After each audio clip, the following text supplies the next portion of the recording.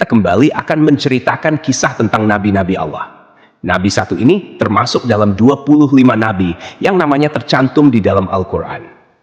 Kisahnya sangat menarik untuk disimak, karena setan bahkan sampai iblis turun tangan pun tak sanggup untuk menggoda manusia pilihan Allah Subhanahu wa Ta'ala ini. Ditambah lagi, nabi ini seringkali dikait-kaitkan dengan tokoh Buddha. Banyak yang beranggapan bahwa beliau adalah sosok Siddhartha Gautama yang menjadi pendiri dari agama Buddha. Untuk itu, di video kali ini, kita akan membahas tentang kisah Nabi Allah Zulkifli alaihi salam. Assalamualaikum warahmatullahi wabarakatuh. Sobat beriman yang dimuliakan Allah. Alangkah lebih baik jika sahabat sekalian bantu channel ini terus berkembang dengan cara like, komen, dan subscribe. Semoga kita selalu dalam keadaan sehat walafiat, dipanjangkan rezekinya, dan dimudahkan urusannya. Amin ya rabbal alamin. Nama Nabi Zulkifli disebutkan hanya 2 kali di dalam Al-Quran, yaitu di dalam surat Syad ayat 48. Dan ingatlah kan Ismail, Ilyasa, dan Zulkifli. Semuanya termasuk orang-orang yang paling baik. Kemudian di surat Al-Anbiya ayat ke-85. Dan ingatlah kisah Ismail, Idris, dan Zulkifli. Semuanya mereka termasuk orang-orang yang sabar. Meskipun Zulkifli tidak disebutkan secara tegas dalam Al-Quran bahwa beliau adalah seorang nabi, karena di kedua ayat tersebut nama Zulkifli disebutkan dengan pujian bersamaan dengan para nabi lainnya. Maka para ulama dan sejarawan menyimpulkan bahwa Zulkifli juga seorang nabi.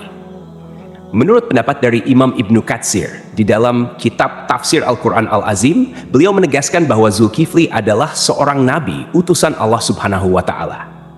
Alasan beliau, tidak ada seorang pun yang namanya disebut dalam deretan nama nabi-nabi, kecuali dia adalah seorang nabi. Akan tapi teman-teman, ada pula beberapa ulama yang menyebutkan bahwa Zulkifli bukanlah seorang nabi. Akan tetapi, beliau hanyalah seorang yang saleh dan adil. Di antara sekian banyak ulama yang berpendapat demikian adalah Imam Ibnu Jarir At-Tabari. Teman-teman, Zulkifli bukanlah nama sebenarnya. Itu adalah sebuah julukan atau nama kehormatan yang diberikan untuk seseorang. Di dalam kitab Ibnu Katsir, nama asli dari Zulkifli adalah Basyar atau Bashar. Disebutkan juga di sana bahwa Nabi Zulkifli adalah putra dari Nabi Ayub alaihi salam. Jadi nasab beliau adalah Basyar bin Ayub. Nasab lengkapnya adalah Basyar bin Ayub bin Amus bin Tawaf bin Rum bin Aish bin Ishak bin Ibrahim al-Khalil. Beliau hidup sekitar abad ke-16 sampai abad ke-15 sebelum Masehi dan diutus Allah Subhanahu wa Ta'ala kepada suatu kaum yang bernama Arami atau Amori. Kaum ini adalah bangsa Romawi kuno yang tinggal di wilayah sekitar Damaskus, Suriah, dan Yordania. Di sanalah Nabi Zulkifli melanjutkan tugas kenabiannya dari ayahnya, yaitu Nabi Ayub. Ini adalah pendapat dari Imam Ibnu Katsir. Namun, para ulama lain ada yang berbeda pendapat tentang kapan masa diutusnya Nabi Zulkifli ini. Kalau menurut Imam Ibnu Jarir At-Tabari, Nabi Zulkifli adalah penerus dari Nabi Ilyasa, yang hidup sekitar abad ke-9 Masehi. Namun, antara Imam Ibnu Katsir dan Imam At-Tabari sama-sama menyebutkan bahwa Nabi Zulkifli adalah salah seorang raja di negeri Syam. Kisahnya begini, teman-teman. Ada sebuah negeri di Syam yang dipimpin oleh seorang raja saleh. Raja ini merupakan salah seorang nabi yang diutus Allah Subhanahu wa Ta'ala. Beliau bernama Raja Ilyasa atau Nabi Ilyasa. Ketika itu, Nabi Ilyasa sudah sangat tua dan beliau tidak memiliki anak laki-laki sebagai penerusnya. Maka ketika itu, Nabi atau Raja Ilyasa mengumpulkan rakyatnya di suatu tempat. Kemudian Nabi Ilyasa berkata, "Wahai kaumku, saat ini aku sudah sangat tua dan tidak memiliki pengganti di kerajaan ini. Aku akan menunjuk salah seorang di antara kalian untuk menjadi penggantiku selagi aku masih hidup dan agar aku bisa melihat bagaimana kerjanya. Siapa yang mau menerima 3 hal dariku, maka aku akan tunjuk dia sebagai penggantiku. Yang pertama, selalu berpuasa di siang hari. Yang kedua, selalu salat pada malam hari. Dan yang ketiga, dia tidak pernah marah seumur hidupnya." Makanya orang-orang dari kaumnya merasa tak sanggup melakukannya. Mereka pun saling tap-tap-tapan satu sama lain, berharap salah seorang di antara mereka ada yang tunjuk tangan. Namun, ditunggu beberapa lama, tak satu pun orang mau melakukannya ketika itu. Lalu, dari barisan belakang ada yang menyahut, "Saya, wahai Nabiullah." Suara itu berasal dari seorang laki-laki yang usianya masih sangat muda. Pemuda ini bernama Basyar. Kemudian Nabi Ilyasa berkata, "Wahai anakku, engkau masih sangat muda. Tugas ini sangatlah berat untukmu." Nabi Ilyasa pun menolak pemuda ini karena dirasa dia masih sangat muda dan terlihat masih sedikit pengalaman. Keesokan harinya, di tempat yang sama dan dengan orang-orang yang sama, Nabi Ilyasa berseru hal yang sama lagi kepada kaumnya. Tapi tetap saja, ketika itu tak ada yang mau menerima tawaran tersebut, kecuali pemuda yang bernama Basyar. Dia kembali mengacungkan tangan, dan lagi-lagi Nabi Ilyasa menolaknya dengan alasan yang sama. Sampailah pada hari ketiga, Nabi Ilyasa berseru hal yang sama. Beliau berharap kali ini bukan hanya Basyar saja yang tunjuk tangan. Tapi ternyata teman-teman, sama seperti kemarin, ketika itu hanya Basyar yang tunjuk tangan dan menyanggupi segala persyaratan tersebut. Alasan detail Nabi Ilyasa menolak adalah karena selain dia harus menjadi raja yang menjamin kesejahteraan semua kaumnya, dia juga harus menjadi hakim yang adil, yang bisa berlaku bijaksana dalam memutuskan segala permasalahan kaumnya. Nah, karena Basyar ini masih sangat muda, Nabi Ilyasa khawatir dia tidak bisa berlaku adil dan bijaksana. Akhirnya, karena sudah 3 kali tidak ada yang mau, Nabi Ilyasa pun mengangkat Basyar menjadi raja sekaligus hakim. Namun, kegiatan yang dilakukan Basyar tetap dipantau oleh Nabi Ilyasa. Basyar pun mulai menjalani puasa di siang hari dan salat atau beribadah sampai larut malam. Sehari-hari, dia juga selalu menahan amarahnya. Nabi Ilyasa kagum dengan pemuda ini. Tak disangka-sangka, dia sanggup menjalani semua persyaratan itu. Dia juga luar biasa bijak dalam menyelesaikan segala masalah di dalam kaumnya. Nabi Ilyasa bangga kepada Basyar yang telah menepati janji-janjinya. Karena itu, Basyar diberikan julukan Zulkifli, yang artinya sanggup. Karena kesanggupannya menjalankan semua persyaratan. Ditambah lagi, dia selalu berlaku adil dan bijaksana. Sobat beriman yang dimuliakan Allah, kisah naiknya Zulkifli atau Basyar menjadi raja disampaikan oleh Imam Ibnu Katsir di dalam kitabnya yang berjudul Qisasul Anbiya. Hanya saja, nama rajanya berbeda, bukan Nabi Ilyasa, melainkan di sana dituliskan raja itu bernama Yasa. Lain halnya di dalam kitab Ibnu Jarir, beliau menuliskan bahwa raja pada masa itu adalah Nabi Allah Ilyasa. Seiring berjalannya waktu, Nabi Ilyasa pun meninggal dunia. Kini, Raja Zulkifli tak ada lagi yang memantau. Sepeninggal Ilyasa, Nabi Zulkifli memimpin negeri Syam dengan sangat baik. Zulkifli sangat mementingkan urusan rakyatnya daripada urusan dirinya dan keluarganya.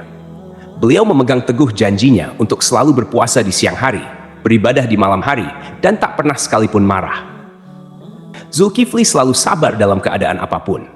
Di sisi lain, iblis melihat kesalehan dan kebaikan Nabi Zulkifli dalam memimpin rakyatnya, serta begitu kuatnya dia memegang janji. Maka, iblis pun tak tinggal diam. Kemudian, iblis mengutus tentaranya, yaitu setan-setan yang sangat kuat, untuk menggoda Zulkifli supaya minimal goyah sedikit keimanannya. Berkali-kali iblis mengutus setan untuk menggoda, berkali-kali pula mereka gagal. Tak ada satupun setan yang berhasil menggoda Nabi Zulkifli ini. Akhirnya, iblis berinisiatif untuk turun tangan langsung menggoda Nabi Zulkifli. Dia pun mulai mencari waktu yang tepat. Teman-teman, di dalam kerajaan Nabi atau Raja Zulkifli ini, setiap harinya beliau sibuk dengan urusan kerajaannya. Setiap hari, jadwal beliau dari pagi sampai siang adalah berangkat ke pengadilan di negeri itu untuk menjadi hakim dan menyelesaikan masalah-masalah rakyatnya. Kemudian, persidangan dilanjutkan kembali setelah beliau bangun. Persidangan berlangsung hingga sore atau malam hari. Malam harinya, beliau beribadah dan berdoa sampai larut malam. Keesokan paginya, beliau kembali ke persidangan.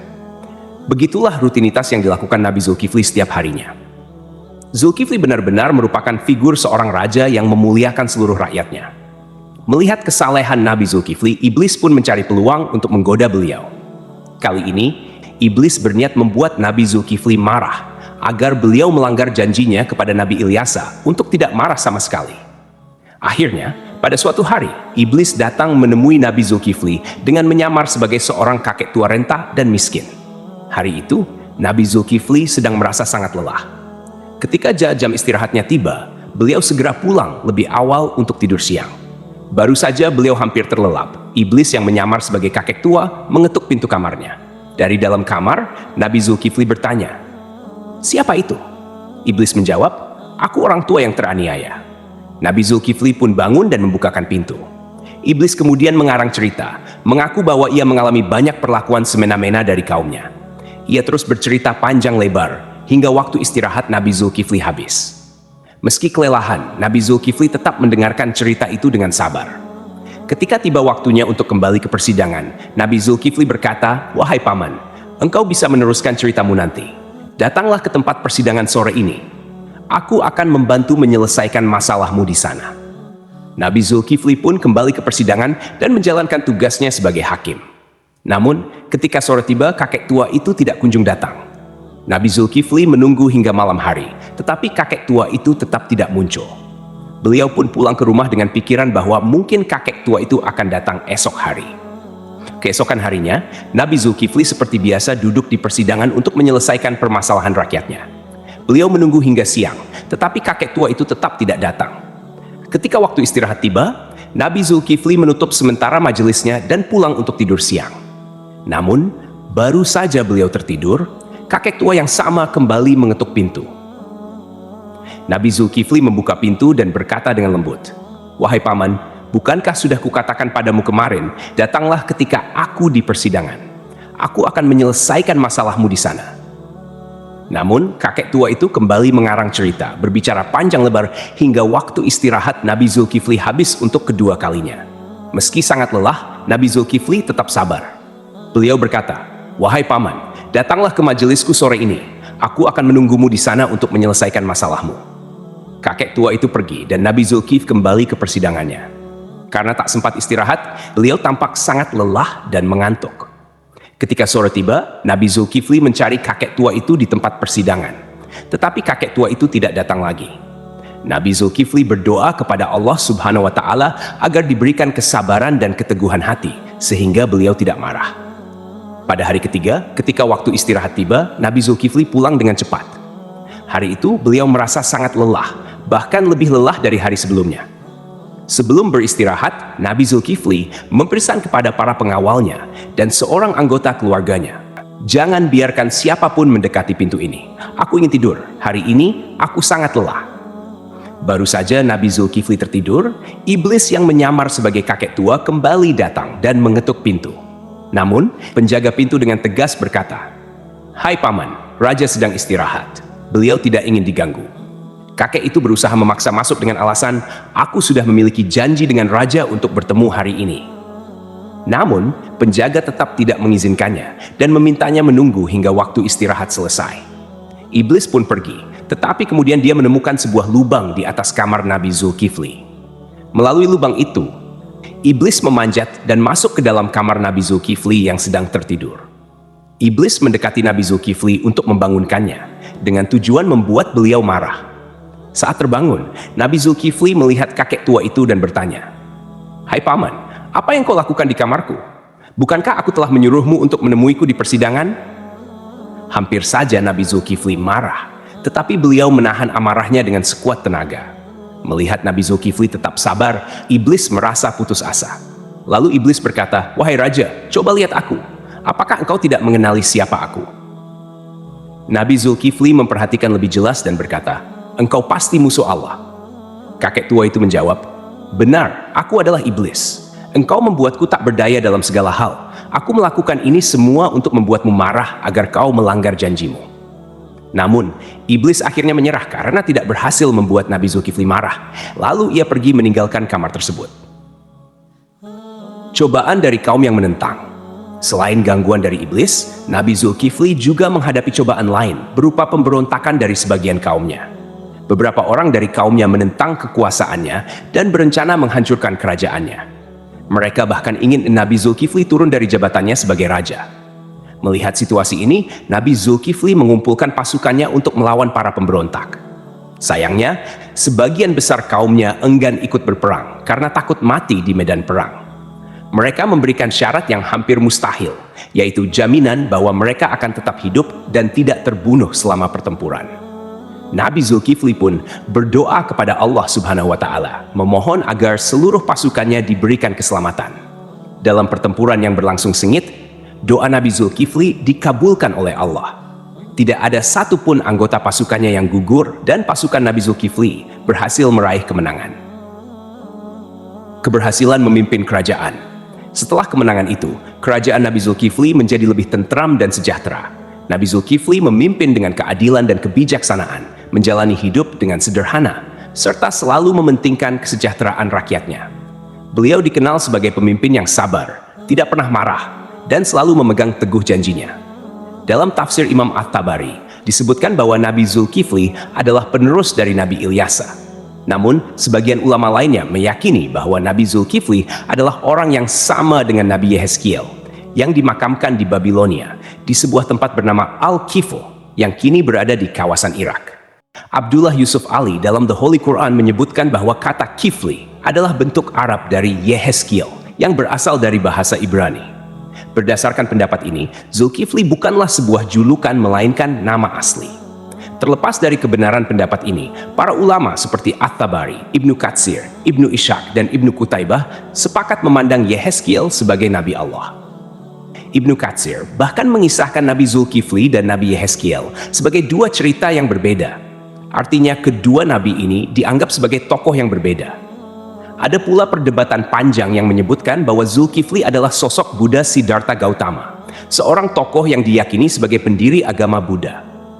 Siddhartha Gautama diperkirakan hidup antara abad ke-6 hingga ke-4 sebelum Masehi. Beberapa pendapat menyatakan Buddha adalah Nabi Zulkifli.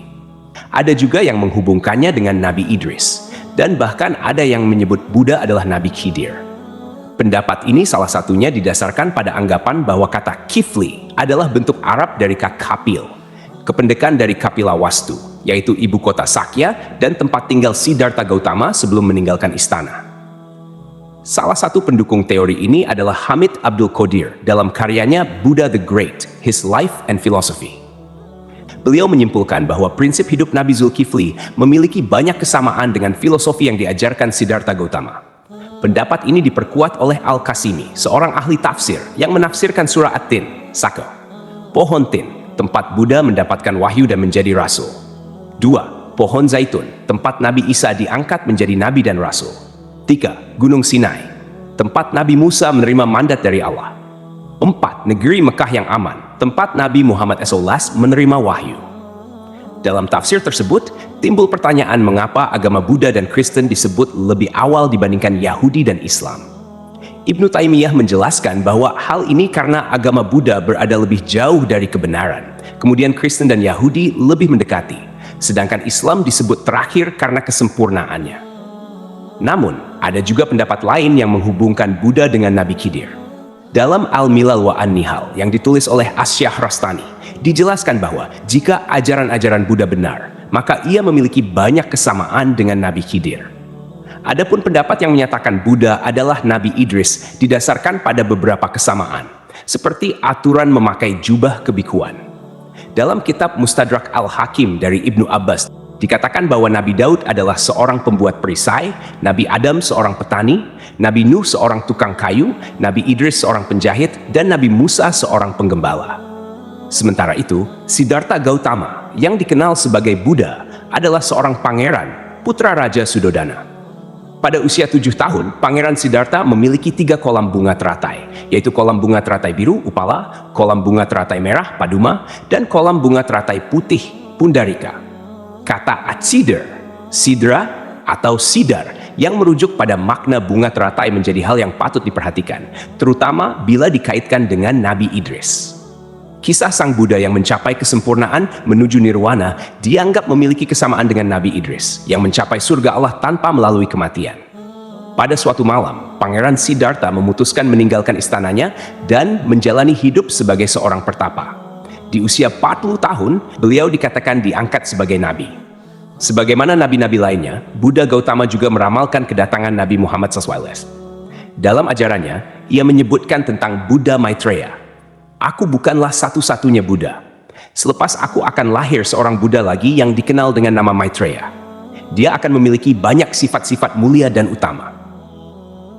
Sejarawan Muslim bernama Al-Biruni yang pernah tinggal bertahun-tahun di India mencatat dalam kitabnya Al-Hind bahwa para penganut Buddha di India tidak menganggap Buddha sebagai Tuhan, melainkan hanya seorang nabi. Demikianlah kisah Nabi Zulkifli yang dihubungkan dengan Siddhartha Gautama. Semoga kisah ini bermanfaat. Mohon maaf atas segala kekurangan. Yang benar datangnya dari Allah SWT, sedangkan kekhilafan berasal dari saya sebagai manusia biasa. Sampai jumpa pada kisah-kisah seru lainnya. Wassalamualaikum warahmatullahi wabarakatuh.